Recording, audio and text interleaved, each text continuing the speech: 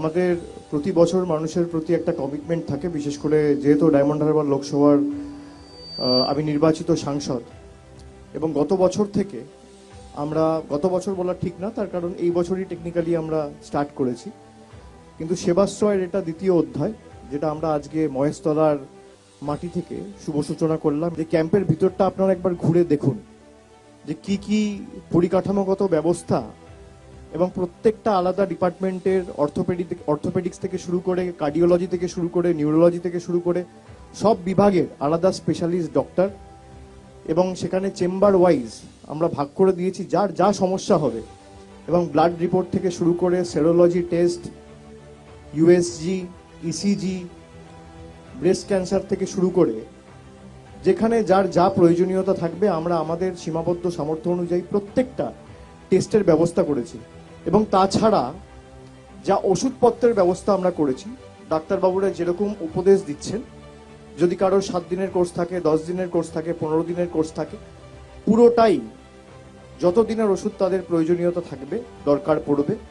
কারো 7 দিনের দরকার পড়লে 7 দিনের, কারোর 15 দিনের দরকার পড়লে 15 দিনের, পুরোটাই আমরা বিনামূল্যে বিনা পয়সায় মানুষকে প্রোভাইড করছি। রাজ্যের বিভিন্ন প্রান্ত থেকে লোকেরা এসেছিল এবং আমি অত্যন্ত খুশি এবং সর্বশক্তিমানের কাছে কৃতজ্ঞ যে আমি কাউকে খালি হাতে ফিরতে দিইনি। এবং আপনারা ঘুরে দেখলে বুঝতে পারবেন এই যে মডেল ক্যাম্প তৈরি হয়েছে, এই মডেল ক্যাম্পটাই অনেকটা একটা রেফারেল সেন্টারের মতো। এবার যেখানে হয়তো মডেল ক্যাম্পের সেই ব্যবস্থাপনা দরকার যেটা একটা পেশেন্টের দরকার রয়েছে, সেটা যদি আমাদের কোনো রকম খামতি থাকে, সেক্ষেত্রে আরো যে সুপার স্পেশালিটি হাসপাতালগুলো রয়েছে সেখানে আমরা রেফার করছি। আমরা 7 দিন করে এক একটা বিধানসভায় ক্যাম্পগুলো করব এবং 7 দিন পরে, যেমন আজ থেকে শুরু হলো মহেশতলায়, আজ থেকে মহেশতলায় চলবে 7 দিন, তারপর 8 তারিখ থেকে চলে যাবে মিটিয়াবুরুজে, এবার মিটিয়াবুরুজে 7 দিন চলবে, তারপর চলে যাবে 7 দিন বিষ্ণুপুরে,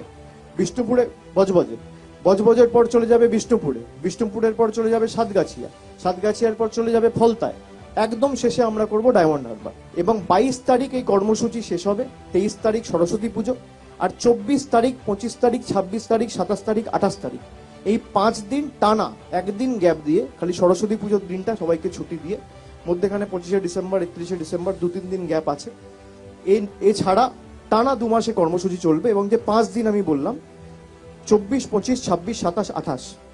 যদি সমস্যা থাকে সেগুলো সমাধান হয়েছে কিনা, মিটেছে কিনা, তো ফলো আপ ক্যাম্প হিসেবে আমাদের এই 5 দিন 7টা বিধানসভায় 5 দিন ধরেই ক্যাম্প চলবে এবং 28শে জানুয়ারি অবধি। এবং আমি যেগুলো বললাম যে বেসিক যে আমরা সেটআপটা রেখেছি, আপনারা যদি গিয়ে দেখেন, সেখানে পোর্টেবল এক্সরে থেকে শুরু করে, সেরোলজি টেস্ট থেকে শুরু করে, ইসিজি থেকে শুরু করে, ডেঙ্গুর যে টেস্ট প্রক্রিয়া থেকে শুরু করে, এগুলো অন্য ক্যাম্পেও রয়েছে, কিন্তু মডেল ক্যাম্পে ডেডিকেটেড 10-12 জন স্পেশালিস্ট ডাক্তার আমরা রেখেছি। এবং আমি এটা বারবার বলি যে আমার জন্মভূমি কালীঘাট, দক্ষিণ কলকাতা হতে পারে, কিন্তু আমার কর্মভূমি এই ডায়মন্ড হারবারের মাটি। ঈশ্বর যদি মৃত্যুর পরে কোনোভাবে বিলীন না করে দেয়, তাহলে বারবার আমি মাটিতেই ফেরত আসার কথা ভাববো এবং ঈশ্বরের কাছে প্রার্থনা করব। আমি এই মাটির কাছে চিরকৃতজ্ঞ।